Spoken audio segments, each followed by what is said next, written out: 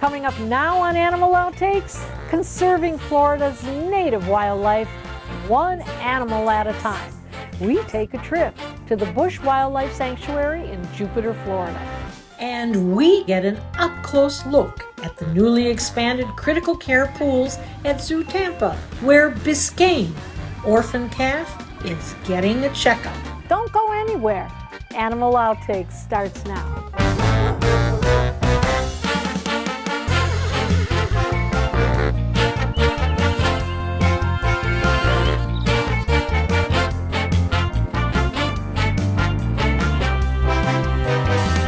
The Busch Wildlife Sanctuary is a rehabilitation center and sanctuary dedicated to the conservation of Florida's native wildlife. Education is also a big part of their mission. Statistics show 90% of the almost 6,000 patients admitted each year to the sanctuary's Wildlife Rehabilitation Center have suffered from some type of human-related injury. 90%. And so now we turn to the people who know the most about this place to tell us more about this life-saving sanctuary.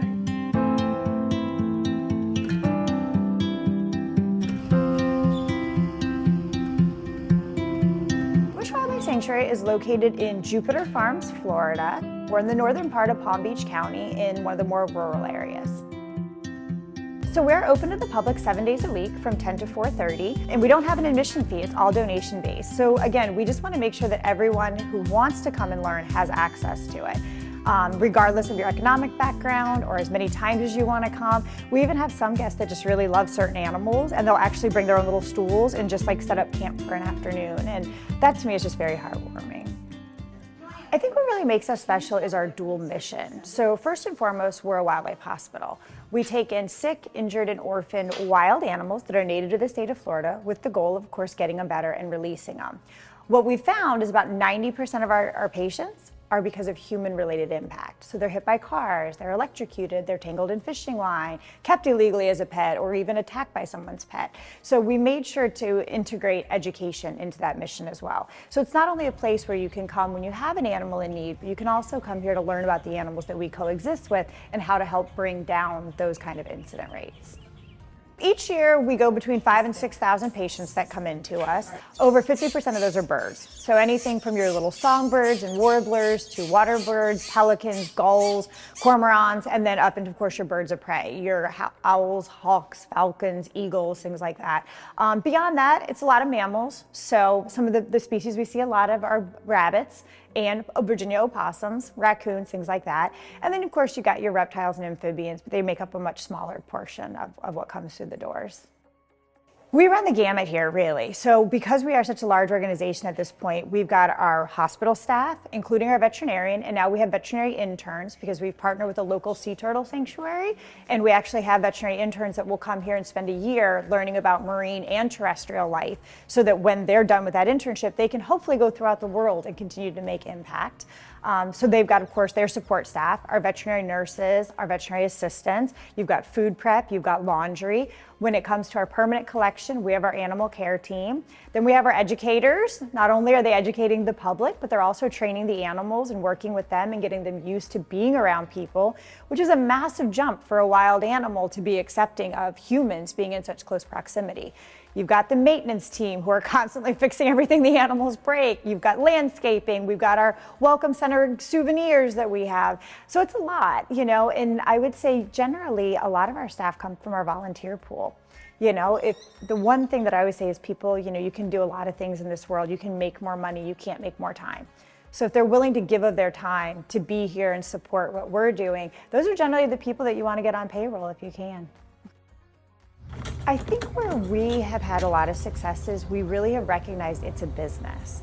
It is a matter of the heart. It's definitely a passion project, but if you don't treat it like a business and look at every expense, where can you cut costs? Where can you raise money? What is people's motivation for donating money? You know, learn the tax laws. How do people get a better tax write-off? How does it benefit them as well as supporting your mission? And I think you have to look at it from that angle. So many people go into it with such an open heart and they want to help so much. And I think that's why all of us get into it. But if you don't look at that business side as well and come at it with an analytical side that matches your passion, it's really, really difficult to make it work. So every animal gets evaluated for their ability to return to the wild. You've got some that are very, very clear cut. We've got one of our large cats here. Panthers, pumas, mountain lions, cougars are all the same, just different names based on their geographically where you find them. So we have a cougar who was declawed on all 4 feet. He's not going to be able to catch food in the wild. That's a pretty easy one. But then you might have another animal, for instance, a bird of prey that had a old shoulder injury. And to the average person, seeing it fly, like, it can fly, I don't understand. But is it going to be able to fly at 100 miles per hour to catch another bird in flight to feed itself? Is it going to be able to take care of young, should it have be so lucky? And those are a lot of things that really factor into it that the average person doesn't always take into effect. That these differently abled animals aren't really going to be able to do it out in the wild, though, with what it requires. But it's a long-term investment that you're putting into a lot of these animals, and so you really want to make sure that success is as definite as you can possibly be when you let them go again. We actually have a committee that decides on the animals that can't be released. Just like any hospital, not every patient's going to make it. We have animals that are coming in, that are only a few hundred grams and they're getting hit by 2-ton vehicles, so not every patient's going to make it. If we have animals that are going to make it but are permanently impaired, can't go back in the wild, then we have to determine what does life look like for them. Are they going to be in constant pain? Are they going to be an animal that's going to be constantly anxious and not adapting well to a captive environment? Are they going to maybe self-mutilate or refuse to eat in captivity? So once we kind of go through all that with our medical team, it goes to a committee to decide, is this an animal that would be a good ambassador for our program? Do we have an open area for them that we can give them a good quality of life? Or are there other facilities where the animal may thrive better? So actually both of our cats that are here, and like I said, panthers, pumas, mountain lions, cougars, they're all the same cat, just geographically found different. So they have different names, if you will. So the two that we have here that are our panther representatives, if you will, is our cougar, Charlie. He was declawed on all 4 feet and was being sold on Craigslist illegally. Thankfully, the state of California intervened and kind of set up a sting operation. And then the other cat is also from California, but he would be a true wild mountain lion. And he was actually found during a forest fire. He was about 5 months old. He was severely burned on his face and his feet. He suffered some vision loss. He's got a lot of scar tissue damage. And because he needed such extensive care when he was so young, he became too used to people. And so the state of California was just really concerned. One, is this animal going to be able to catch food and avoid predators and all of that with the vision loss? But also, is he going to be too used to people that if he fails at finding food, he's going to start going up to humans and causing a public safety threat? And so there's another facility in California that we work closely with, and they actually receive both those cats, but don't keep them long term. So we were able to take some animals that we had received here that we weren't a good fit for and actually exchange them so that all of these animals end up with a better quality of life in the best place for them. There's a thing in the industry called compassion fatigue, and it's just exactly what it says. You just get so worn out and your emotions get so worn that you kind of don't know where to go with it.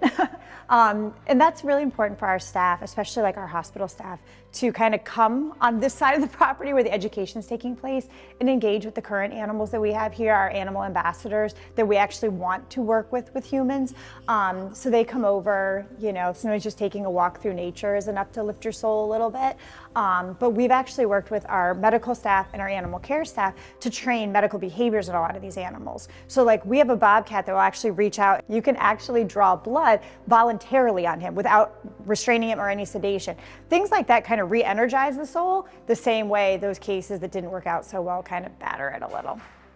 Busch Wildlife Sanctuary actually started down in Miami in 1983, and it was a group of friends who recognized when wild animals get hurt, there's no one to take care of them. Most vets didn't have the knowledge or didn't want the liability. There were no government agencies that took care of these animals. They were really left to kind of fend for themselves. And so that's why they started the Wildlife Rehab Mission. After about a year in existence, that was when it was really starting to put the pieces together that mostly what we're seeing are animals that have been hurt by humans, and that's where the education evolved. In 1992, Hurricane Andrew blew through, tore the whole place down, tore everything down there apart. And so the friends kind of disbanded, if you will, because of necessity. They needed to rebuild their own homes. And so one of the founding members moved up to Jupiter and continued the mission here, and it's been going strong ever since. The rehab portion is kind of like a Band-Aid to a situation. Hopefully education leads us closer to a cure. Will we ever no longer have a need for wildlife rehab?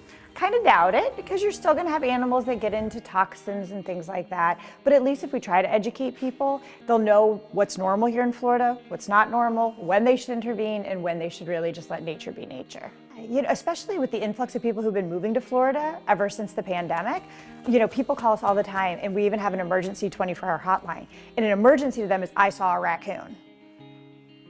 Okay. You know, obviously these people, you know, they're not from here. They aren't educated on that. So just being able to explain to them that, like, that's not an emergency, that's normal, and here's what you can do to help promote them doing well, but also not making it to a point where it's going to be detrimental to the animal. They each have their own place in the environment. They have their own place in the food chain. They do their own things out there that help regulate us. You know, so like a Virginia opossum, in fact, we've made her our mascot. Poppy Possum is our mascot because people don't understand how important they are. The amount of ticks they eat, that helps cut down on diseases for not only ourselves, but also our domestic pets.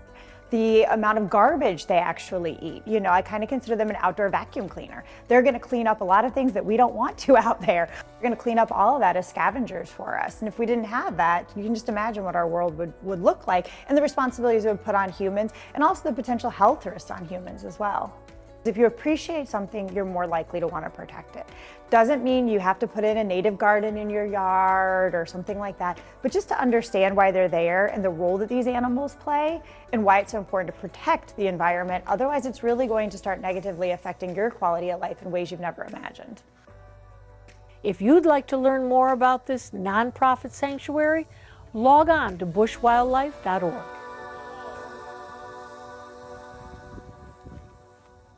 Coming up next on Animal Outtakes, we have added 2 new manatee pools to our critical care center, which allows us to take in even more manatees, which is really a necessity for these animals. much more on this after the break. At Dante's Den Foundation, we let the dogs tell us who they are. We welcome our boarding friends with open arms and open hearts. When your pup spends time with us, we offer a personalized experience, from how they like to play to when they need to relax. Our staff is on site 24/7, and we honor dietary needs along with special requests. We do our best to make it a home away from home by providing a safe and comfortable environment. Dante's Den Foundation. It's a great place to be a dog. Every animal that finds its way to Farmhouse Animal and Nature Sanctuary has a story. Some are beyond heartbreaking. But here, we focus on the future. We make sure each animal will spend the rest of their life feeling safe, loved, and protected. To help the animals at FANS, visit farmhousesanctuary.org. Learn more about becoming a volunteer and how to donate. Will you be the one who makes a difference? Donate today to help the animals who call Farmhouse home.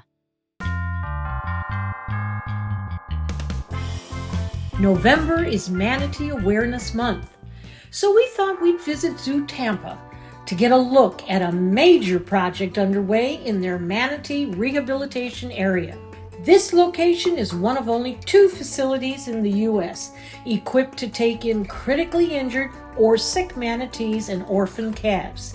And now they can care for more manatees than ever before. So we are bringing up Biscayne. He is one of our orphan calves that came in last June. So we're just doing a repeated blood work on him just to see how things are progressing, make sure everything still looks good. And then we're also going to get an updated weight on him as well as a straight length, so from his nose down to his tail, as well as a peduncle measurement. Those are just kind of good morphometric points that we can do. And sometimes, as you can see on dry land, they do tend to get a little roly-poly. All right, Mr. Man. All righty. Do you want to do a peduncle measurement, sir? Maybe?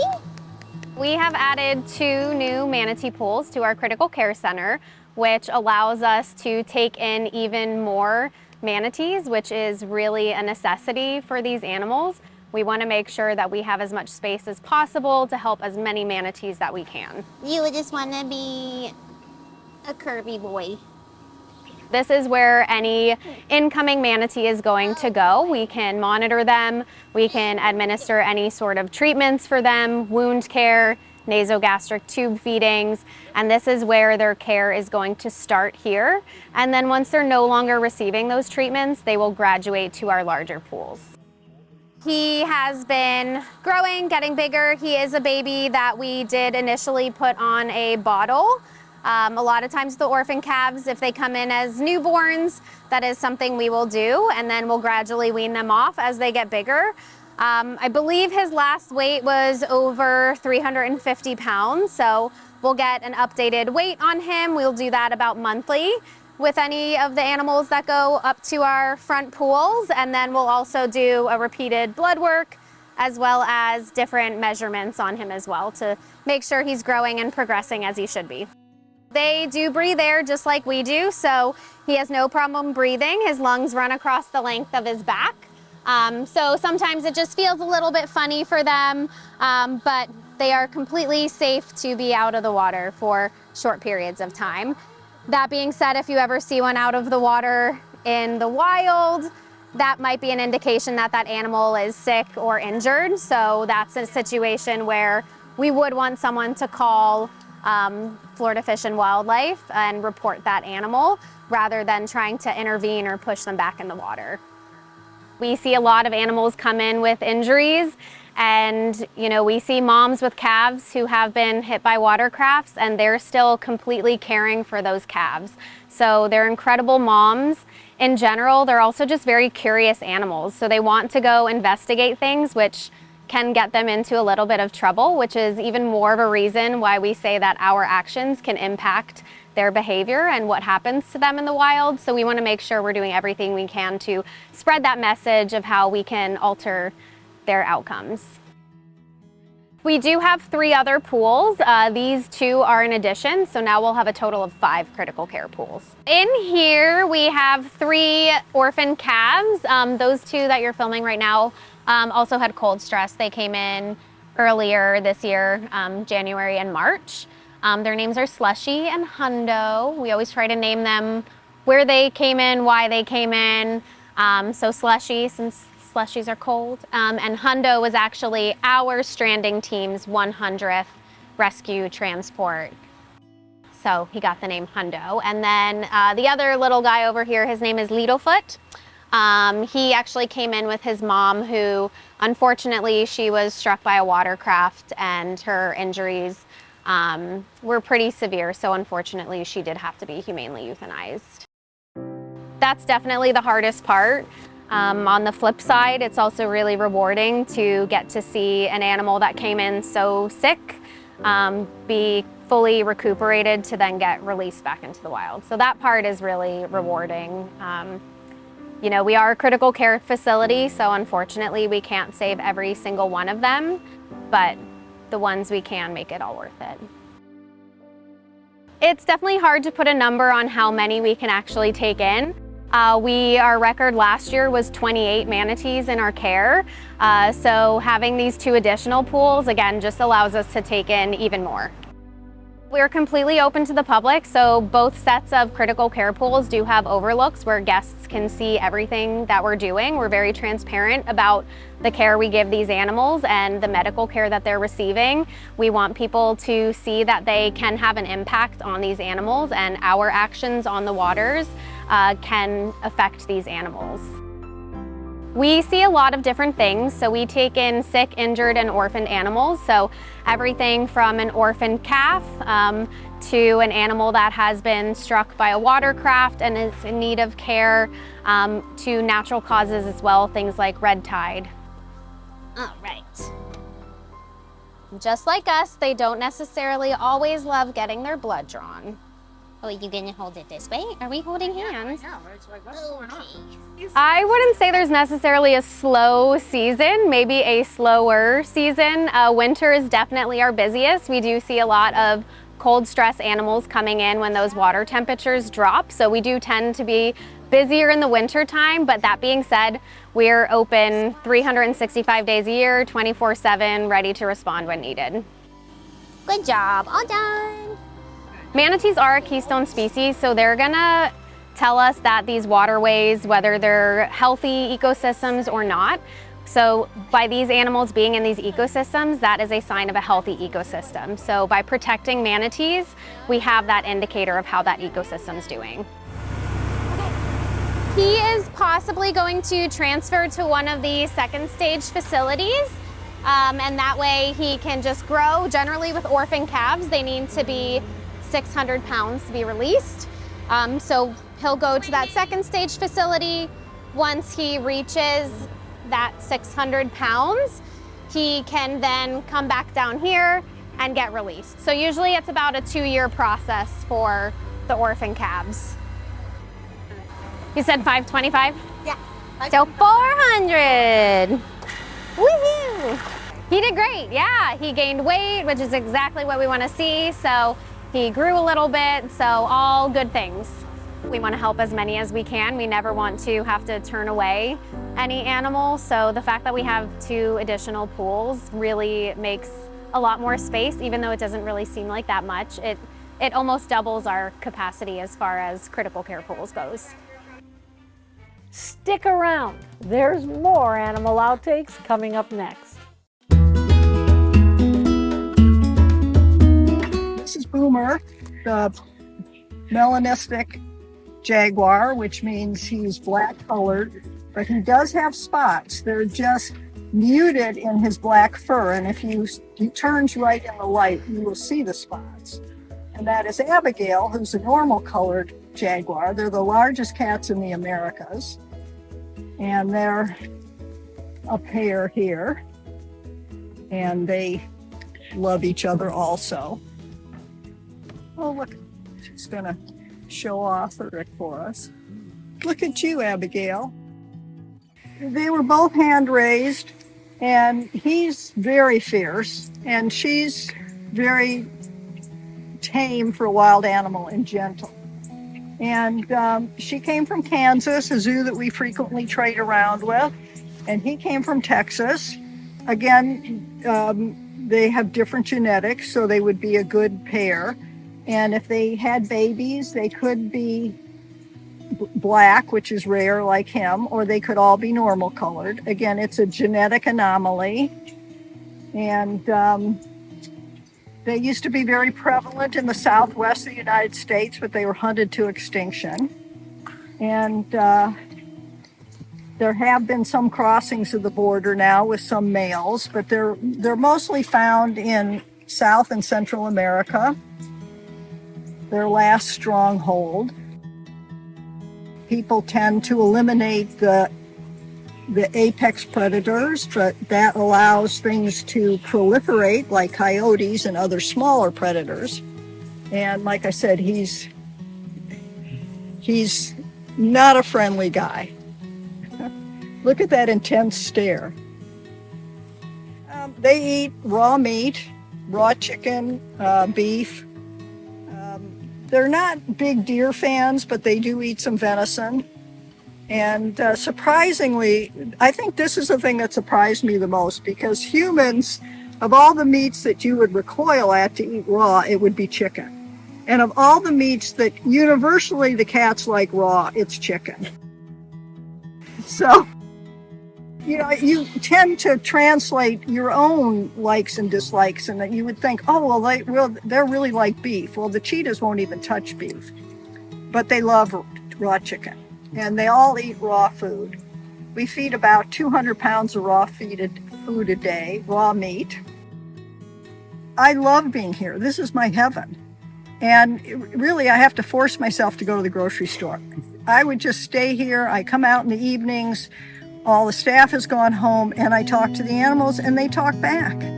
Might not be the same language, but we still get along. Hand signals work. Little squeaks work. And they're all special in their own unique way. Aren't they gorgeous? We'll be right back. We hope you had fun and learned a thing or two along the way. And we'll be back here again next week with even more animals and some engaging encounters. Until then, thanks for watching.